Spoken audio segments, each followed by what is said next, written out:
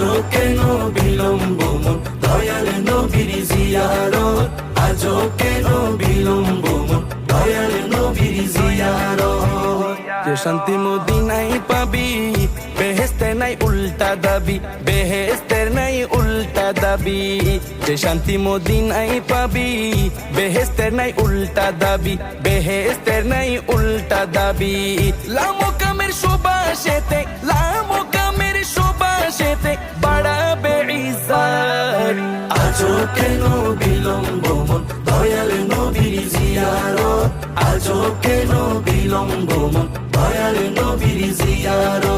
গেলে বুঝবি মদিনাটা গেলে বুঝবি মদিনাটা আসলে জান্নাত আজও কেন বিলম্ব